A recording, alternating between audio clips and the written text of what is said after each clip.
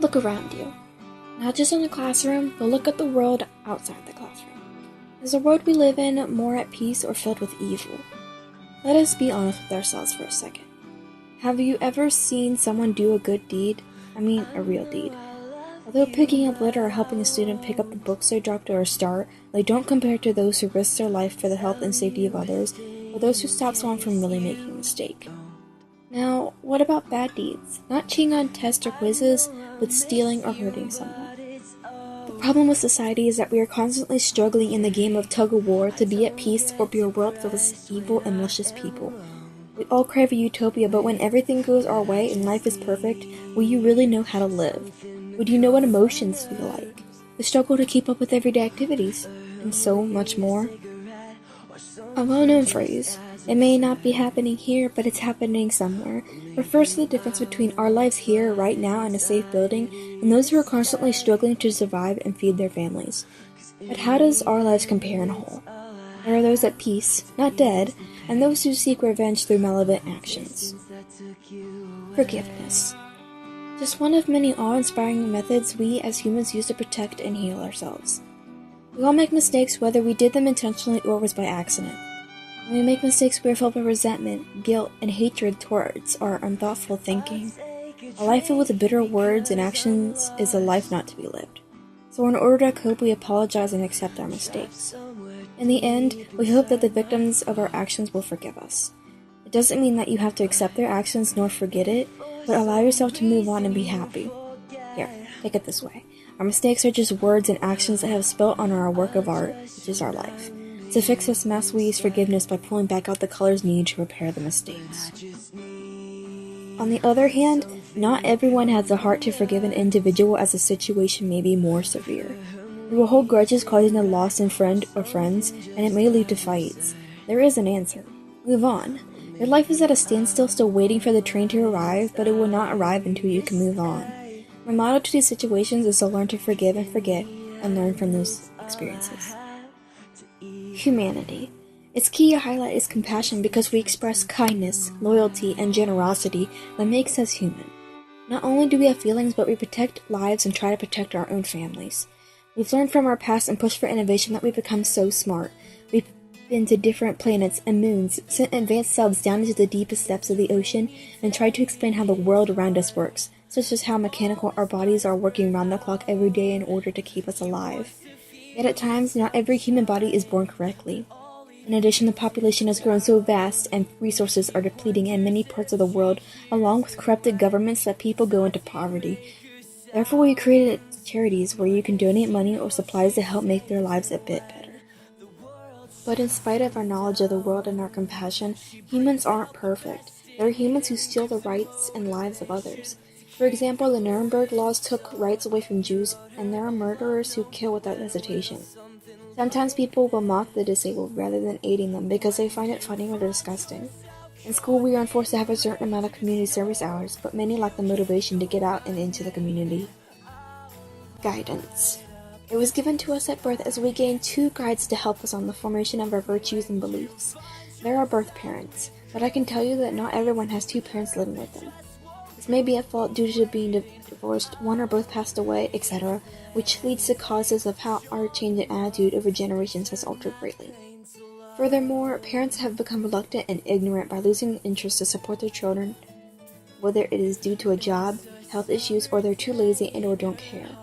As these scenarios don't apply to every family, parents may be a good source to help with your problems and be your support. But your parents aren't the only ones that you'll meet in your lifetime, as you will make friends. You and your friends will look out for each other and always be there to try and solve your problems when you're at loss. Besides family relations, there are people who have jobs that work to assist you in your questions, such as a bank allowing loans to help pay for rent, mortgage, etc. Respect. We've created role models and a deep admiration for those we aspire to be due to their abilities and achievements. We honor our ancestors or the deceased by visiting their graves to remember the good memories and leave behind flowers that may or may not symbolize their character, such as how a red rose represents love, respect, or courage, and how a lily represents majestic purity or innocence. Besides paying our respect to the deceased, we created manners to show that we have class and that we're polite to others. For example, are kind-hearted people who are sympathetic, say please and thank you when we need and receive something, whether it's favorable to our taste or not. Furthermore, we have benevolent people who offer goods or services to strangers, such as helping someone get to their car in pouring rain. The only problem with our ability to be respectful is that not everyone is like this. As time has gone on, we've created a vulgar language to get our side of an argument or point across. This language is found more from teens and adults, which eventually is spread to younger generations because they lack the control to watch their profanity. Because of our actions, our younger generations get the wrong idea about what is appropriate to say and act at their age as they adapt to this language along with a bold attitude. Their attitude is being self-centered and selfish because they grew up being spoiled by their parents, given trophies for participation, and told repeatedly that they are special just the way they are. The problem with this is that they believe everything will be handed to them or they have to fight and cry for everything they want. But this conflict is not just with our young ones, but today's generation of preteens, teens, and young adults. Piercings, life in a virtual world, starving ourselves to model the utopian human body, creating drama when it's unnecessary, drugs and or alcohol, making relationships with people you may never meet, addictions to constant background music, tattoos, and new hair colors and styles are just a couple examples of how we have evolved. So is there really a solution to this audacious way of life? Yes, it's respect. If we were to respect one another along with ourselves and to respect the concern for the safety of oneself and other individuals, we would have no need to look down on our ways or our peers, nor would we do bold acts that threaten the safety of yourself and others. Now what about the evil lurking in the shadows of our lives? There are those who say that evil is an inhuman act, while others say that humans are at fault. For those who say it's an inhuman act, the evil comes from unknown sources that create unimaginable pain and terror. While those who say that evil is due to humans, they see evil grow like an addiction, leaving us with the consequences. So what is really at fault for the evil that lingers behind us? We ask ourselves, are we really safe? Will we ever be completely happy? Set aside these thoughts for a second. Think about your past, your future. What about right now? The number of conflicts that intertwine between individuals is high. When our beliefs, ideas, or actions are threatened, we seek anger and violence. Look outside your life. Look at the differences between other countries. What about the bloodshed due to our inequality with one another rather than having tolerance? War. It's fought by the people that love you the most and are willing to fight for you. They are our soldiers. Soldiers fight and risk their lives so we don't have to. While we sit here ordering 3 cheeseburgers praying you won't have to kill the waitress for messing up an easy order. There are soldiers who are at risk of being homeless or being divorced, and these rates have risen. Now what about the impact on the children? The children say goodbye when they leave, and there is that chance that their mother and or father may not come back. This does not happen to every family. Besides the effect on their children, if they have any, what about the injuries these soldiers may come home to? They may have lost a limb or more, lost their sight or hearing, or another injury occurred. In the end, we take things for granted when there are so many people who have it much worse. Society. We may be advancing, but the heart of society is dead. Yes, we have many awards to our technological and scientific advances, but it's the people that are the heart of society that make it possible. Many people lack moral emotions, and everyone has become one as we race to create trends, the best image, and or create our own self. Besides this in our society, we have created conspiracy theories to place a thought for the unknown void, and to fill our suspicions such as how the moon landings was filmed on Earth, or how the government is hiding Area 51 filled with alien life forms. Another thing we have looked at wrong is the way we have buried our loved ones. Look at it this way. Most people, although it may be different for other religions, symbolize the sky as heaven and hell to be down below our feet. Now, let me remind you that this question came to me in a dream because I see that so many people wish to see their family members go to heaven and even oneself. But why would we bury our loved ones in the ground when that's closer to hell than heaven?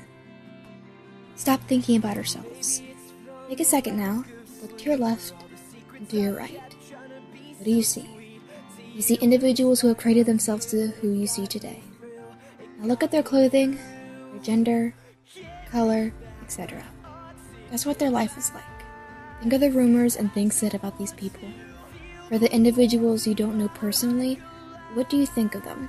Do you hate them, like them, or are you neutral about them? What social groups do you see them in? Athlete, genius, and so on. Now, Step back in your mind and stop thinking about the people around you. What have you just done? Congratulations, you have just socially segregated everyone in this room. You created groups that you believe they belong in because of the way they look, the way they act, their abilities, and what you've heard about them. Yet, you never take in the fact that you don't know who they are or what they're going through. I can also say that one or more of you in this room looked at someone in jealousy and or disgust. For those of you who have just done that, you look at them this way because you think they're better than you or they mirror the ideal human being. But you lack more emotions that allow you to be tolerant. That's what the human race has come to be. We lack the ability to be tolerant of other people. We're selfish and we're lazy. We want all our wants and needs to be handed to us on a silver platter rather than getting up off the couch to be someone the world would aspire to be. Shadows. Have you ever wondered why a dark figure just like you follows you when you're being illuminated? Look at that figure in a more philosophical point of view. Shadows may be scientifically the darkness created by objects that block the light, but they're the absence of light that mirror our image. This means that the dark figure that follows you is you. But imagine this dark twin as the opposite of you. That's what shadows are. They're the bank that harbors our parallel lives. For example, look at the murderers and people who are the heads of genocide. Could you imagine that they locked onto their opposite self that caused them to become our very idea of evil inside the human? In brief, I must conclude that we have evolved into beings with a huge lack of sensibility. The way we perceive the good and evil is dependent on the individual because every mind has its variations. While one person may perceive stealing as unlawful because they're trying to protect and provide for their family, another finds it as committing a crime, or another mind would be neutral and become the bystander. These variations come from the conscious and unconscious states of mind, as described by Sigmund Freud's research. According to his work, the mind can be described as an iceberg. Although the top of the iceberg is very big, what's below the surface is where the real beauty of the iceberg is. The conscious mind is the iceberg above the surface, which is what we would think about right now depending on the situation at hand. The unconscious mind is the vault to our wishes, feelings, motives, and desires that have been altered due to the influence from past experiences. This is why I have similar or different opinions when compared to other people. Your eyes and mind analyze every movement of your life. Your life is a movie that runs only when your eyes are open. Will you open your eyes and live a life of good or evil?